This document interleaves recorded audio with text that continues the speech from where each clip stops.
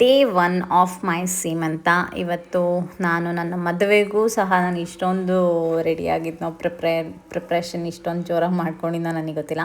But ನನ್ನ ಸೀಮಂತಕ್ಕೆ ಮಾತ್ರ ಸಿಕ್ಕಾಪಟ್ಟೆ ಜೋಶಲ್ಲಿ ನಾನು ಪ್ರಿಪ್ರೇಷನ್ ಸ್ಟಾರ್ಟ್ ಮಾಡ್ಕೊಂಡಿದ್ದೀನಿ. ಫಸ್ಟ್ ಡೇ ನೇಲ್ ಆರ್ಟ್ ಮಾಡಿಸ್ಕೊತಾ ಇದ್ದೀನಿ. ನೇಲ್ ಆರ್ಟ್ ಕಾಲಿಗೆ ಕೈಗೆ ಎರಡಕ್ಕೂ ಮಾಡಿಸ್ಕೊಳ್ತಾ ಇದ್ದೀನಿ. ನಾನು ಕೆಲಸನ ಹೇಗೆ ಡಿವೈಡ್ ಮಾಡ್ಕೊಂಡಿದ್ದೀನಿ ಅಂದರೆ ಒಂದೊಂದು ದಿನ ಒಂದೊಂದು ಇಟ್ಕೊಂಡಿದ್ದೀನಿ. ಅಂದರೆ 12th ನಾನು ನೇಲ್ ಆರ್ಟ್ನ ಮಾಡಿಸ್ಕೊಂಡೆ. 13th ನಾನು ಮೆಹಂದಿನ ಹಾಕ್ಸ್ಕೊಳ್ತಾ ಇದ್ದೀನಿ. ದಟ್ ಈಸ್ ಇವತ್ತಿಗೆ ಆಮೇಲೆ ಬರ್ತಾರೆ. ನಾನು ಅದನ್ನು ಕೂಡ ವೀಡಿಯೋನ ಮಾಡಿಬಿಟ್ಟು ನಿಮಗೆ ಹಾಕ್ತೀನಿ.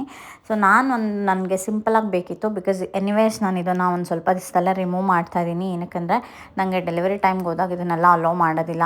ಮತ್ತು ಅವ್ರು ಹೆಂಗೆಂಗೋ ಕಟ್ ಮಾಡೋದು ಇನ್ನೇನೋ ಮಾಡೋದಕ್ಕಿಂತ ನಾನು ಮನೆಯಲ್ಲೇ ಇದನ್ನು ರಿಮೂವ್ ಮಾಡ್ಕೊಳ್ಳೋ ಥರ ಸ್ವಲ್ಪ ಶಾರ್ಟ್ ಮಾಡಿಸ್ತಾ ಇದ್ದೀನಿ. ಮತ್ತೊಂದು ಸ್ವಲ್ಪ ಸಿಂಪಲಾಗಿ ಮಾಡಿಸ್ತಾ ಇದ್ದೀನಿ.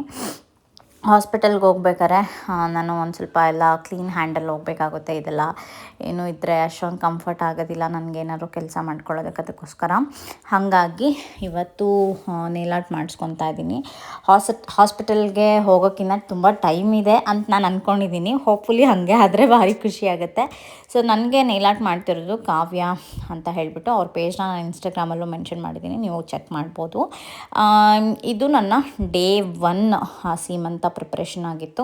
ಇನ್ನೆಲ್ಲ ಒಂದೊಂದೇ ಏನೇನು ಆಗ್ತಾಯಿದೆ ಅಂತ ಎಲ್ಲದನ್ನು ನಾನು ಪ್ರತಿಯೊಂದನ್ನು ಕೂಡ ವೀಡಿಯೋ ಮಾಡಿಕೊಂಡು ನಿಮ್ಗೆ ಹಾಕ್ತೀನಿ. ಆಲ್ಸೋ ಲಾಂಗ್ ವೀಡಿಯೋ ಕೂಡ ಬರುತ್ತೆ.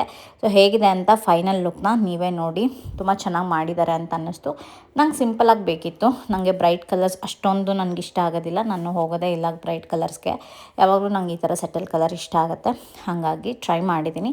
ಹೇಗೆ ಅನ್ನಿಸ್ತು ಅಂತ ಹೇಳಿಬಿಟ್ಟು ಕಾಮೆಂಟ್ ಸೆಕ್ಷನಲ್ಲಿ ಕಾಮೆಂಟ್ ಮಾಡಿ. ಹಾಗೆ ನನ್ನ ಚಾನಲ್ನ ಸಬ್ಸ್ಕ್ರೈಬ್ ಮಾಡ್ಕೊಂಡಿಲ್ಲ ಅಂದರೆ ಬೇಗ ಸಬ್ಸ್ಕ್ರೈಬ್ ಮಾಡಿಕೊಂಡು ವೀಡಿಯೋಸ್ನ ನೋಡಿ. ಮತ್ತೊಂದು ಹೊಸ ವೀಡಿಯೋದಲ್ಲಿ ನಾನು ನಿಮಗೆ ಲಾಂಗ್ ವೀಡಿಯೋದಲ್ಲಿ ಸಿಗ್ತೀನಿ ಅಂತ ಹೇಳ್ತಾ ಟಾಟಾ ಆ್ಯಂಡ್ ಬಾಯ್.